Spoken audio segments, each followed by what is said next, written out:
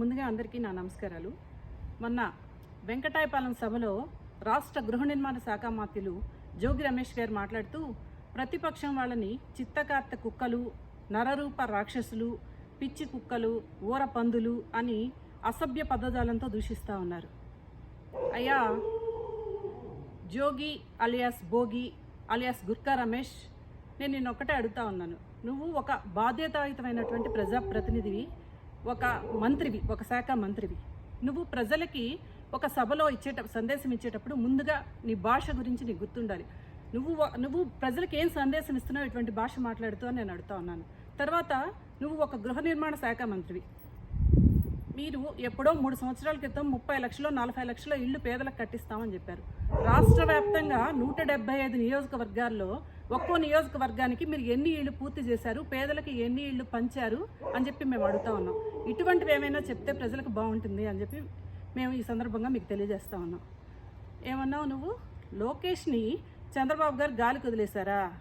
లోకేష్ని చంద్రబాబు గారు ఏం గాలికి వదిలేయలేదు. లోకేష్ మీద ఏమి కేసులు లేవు, అవినీతి కేసులు లేవు, లోకేష్ ఏమి చట్ట వ్యతిరేక కార్యకలాపాలు చేయట్లేదు. మీ దివంగత రాజశేఖర్ రెడ్డి గారే జగన్మోహన్ రెడ్డిని గాలికి వదిలేశారని చెప్పి, జగన్మోహన్ రెడ్డి స్వయంగా వాళ్ళ తండ్రి మీదే చేయి చేసుకునేవాడని చెప్పి దివంగత ముఖ్యమంత్రి అయినటువంటి రోసయ్య గారు చాలా సభల్లో చెప్పున్నారు. ఆయనే తండ్రి మీద చేయి చేసుకుంటున్నాడు అని ఆయనే భరించలేక పక్క రాష్ట్రంలో బెంగళూరుకి పంపించారు జగన్మోహన్ రెడ్డి గారిని. ఈ విషయాన్ని గుర్తు చేసుకుంటే మంచిదని ఈ సందర్భంగా తెలియజేస్తా ఉన్నా. ఏమన్నావు? బాబు గారు నర్రూప రాక్షసులా? ఆయన నర్రూప రాక్షసులు ఎలా అవుతారు? ఆయన ఎవరిని హత్య చేయలేదు, ఏ హత్య కేసుల్లో ఆయన నిందితుడు కాదు, అలాగే ఆ కుటుంబంలో ఎవరు కూడా హత్య చేయించబడలేదు, అలాగే హత్య చేయలేదు కూడా. నరరూప రాక్షసుడు మీ జగన్ అని చెప్పి స్వయాన మీ సహమంత్రి అయిన ఆరోగ్య శాఖ మంత్రి అయినటువంటి రజనీ గారే గతంలో నరరూప రాక్షసుడు ఎవరు అంటే చిన్నపిల్లలు అడిగితే జగన్మోహన్ రెడ్డి ఫోటో చూపించండి అని మీ రజనీ గారు చెప్పారు. ఈ సందర్భంగా మేము అది గుర్తు చేస్తా ఉన్నాం. ఇంకా ఏమన్నావు? పిచ్చి కుక్క పవన్ కళ్యాణ్. పిచ్చి కుక్క పవన్ కళ్యాణ్ కాదు, నువ్వే ఒక శాఖ మంత్రివి, ప్రజాప్రతినిధివి అయ్యండి పిచ్చి కుక్కలాగా నోటికి ఇష్టం వచ్చినట్టు మాట్లాడుతూ ఉంది నువ్వు. ఇకపోతే ఏమన్నావు? జగన్మోహన్ రెడ్డి పేదల పక్షపాత, పెత్తందారుల పక్కనే పేదవాళ్ళు ఉండడం ఇష్టం లేక చంద్రబాబు నాయుడు గారు కుట్ర చేస్తున్నారా? మరి జగన్మోహన్ రెడ్డి ఇంటి చుట్టూ ఉన్న పేదల ఇళ్ళని ఎందుకు కూల్చేశారు? పేదల పక్షపాతి కదా ఆయన. మరి చుట్టూ ఉన్న పేదల ఇళ్ళని ఎందుకు కూల్చేశారు? దీనికి సమాధానం చెప్పు. అదేవిధంగా పేదలకు ఇళ్ళు ఇవ్వాలని మీరు ప్రయత్నిస్తున్నారా?